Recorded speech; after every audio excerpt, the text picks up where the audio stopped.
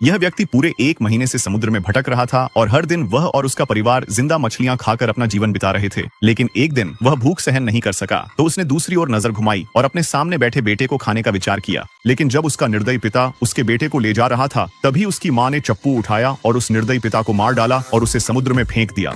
अब वह भी मछली खाने लगी। तीनों लोगों का परिवार समुद्र में तैरता रहा।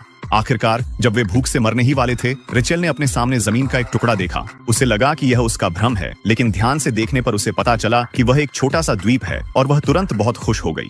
इसके बाद नाव सफलतापूर्वक किनारे पर पहुंच गई और रेचेल अपने 2 बच्चों के साथ द्वीप पर आ गई। सबसे पहले उसने बच्चों को खिलाने के बारे में सोचा, इसलिए उसने एक नुकीले हथियार से नारियल तोड़ा और उसका रस पीकर अपनी ताकत बढ़ाई। फिर उसने एक कोने में कैनवास का एक टुकड़ा फैलाया और सामान को घसीटकर किनारे तक ले गई और एक साधारण तंबू तैयार किया, जिसके बाद वह बच्चों को लेकर ताजे पानी की तलाश में निकल पड़ी। कुछ कदम चलने के बाद उन्हें एक मीठी धारा मिल गई। उसने जल्दी से अपनी केतली में पानी भरा और केले, पपीते और यहाँ तक कि ताड़ के पेड़ भी देखे। इन फलों के साथ रेचेल अपने दोनों बच्चों को खिला सकती थी और वे फिर कभी भूख से नहीं मरेंगे। लेकिन फिर अचानक द्वीप का मौसम बदल गया और थोड़ी ही देर में बिना किसी चेतावनी के तेज बारिश होने लगी।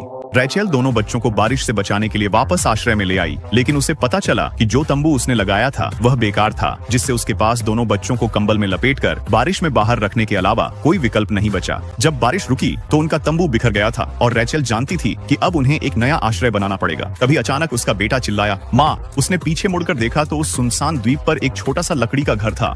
वह तुरंत उठी और चलने लगी। खुशी खुशी लकड़ी के घर पर चढ़ गई।